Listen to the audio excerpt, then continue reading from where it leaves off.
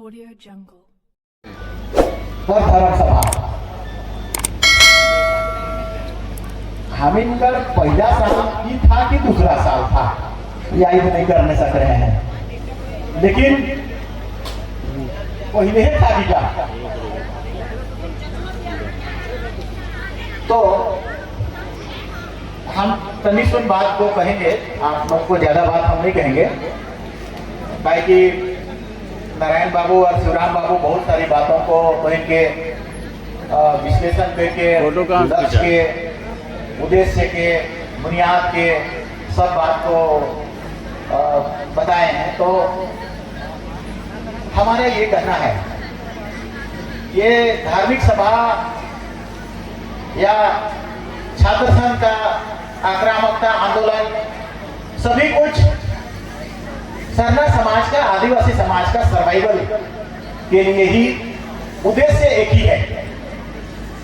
और उसमें भी विशेषकर सरना प्रार्थना सभा का मूल पर्पस संवैधानिक रूप से आदिवासी समाज का पहचान को पाना, मतलब सरना का धर्म को आज या कल या परसों या नरसों किसी भी दिन पाना, और ये बहुत आसान नहीं है पाना, टफ है, मुश्किल है, लेकिन असंभव नहीं है। और इतना बात हम कह देते हैं, साधारण तनी छोटो हम सभी भाई मत से कह दियो, अगर हमें छोटे मोटे कहीं भी धरना प्रदर्शन से नहीं होता, आक्रामकता, हम ठीक है, हम कहीं भी झारखंड में करें, दिल्ली में करें या कहीं भी करें, शुरुआत का समय का भी हम याद अगर करेंगे, आक्रामकता के कारण ही भारत का रजिस्ट्रार जनरल ऑफ इंडिया आकर के अलाउ किया था कि सरना लिखने दो 2001 में। मांगले नहीं देगा, बोलने से नहीं देगा, लिखने से भी नहीं देगा ये लोग। अब कब मिलेगा, कैसा स्थिति में मिलेगा, सबको पता है, भारत देश को पता है, भारत का प्रधानमंत्री को पता है, यहाँ का गृह मंत्री को पता है कि ये आदिवासियों का फंडामेंटल राइट है। फंडामेंटल राइट मतलब धारा 25 में प्रावधान है कि वो किसी भी धर्म को ले सकता है, चला सकता है, कोड ले सकता है, पहचान कर सकता है, कुछ भी कर सकता है। तो कानून में वो हमको हरा नहीं सकता है, लेकिन आरएसएस वाले नहीं चाहते हैं।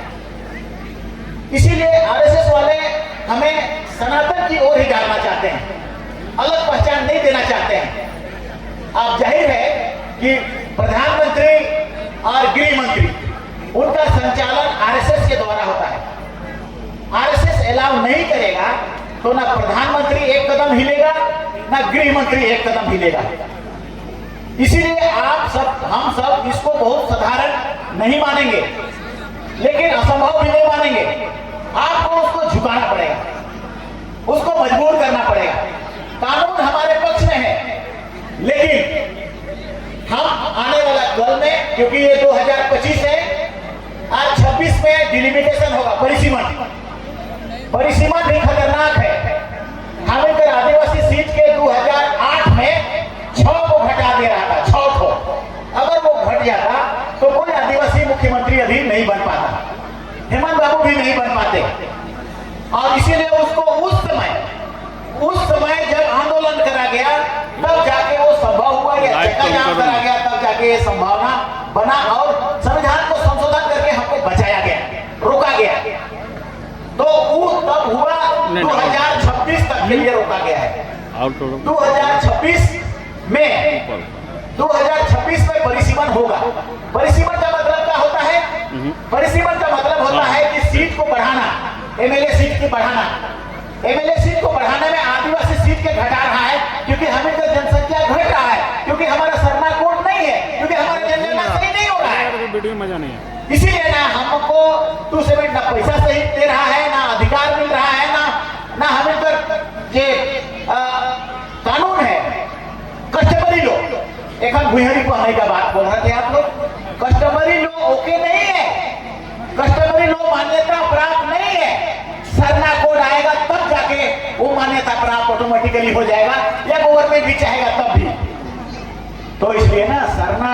का लेना सबसे बड़ा लक्ष्य है और उसको हर हालत में प्राप्त करना है। अब कैसे लेगा, आसान नहीं है, वो आसान नहीं है। ये गृह मंत्री मोटा भाई,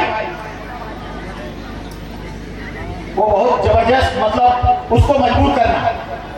प्रधानमंत्री, मेरा मतलब है कि आरएसएस को, आरएसएस चाहता है कि ना मिले, इसीलिए जो 2001 में registrar general of India Delhi से आकर के कॉलम बना दिया कि इस कॉलम में सरना लिखने दो, उसको 2021 में जनगणना होने वाला होता तो वो वाला कॉलम को बंद कर दिया, हटा दिया। अब हमारे लिए लिखने का जगह नहीं है। 2011 में लिखने हुए तो 50 लाख एक इतना बड़ा मील का पत्थर हुआ जिसको कोई मिटा नहीं सकता है। उकरे से डराता हूँ, उकरे से कोर्ट भी हमें दे देता हूँ और उकरे से सरकार भी मजबूर होता हूँ, क्योंकि आंकड़ा है वो।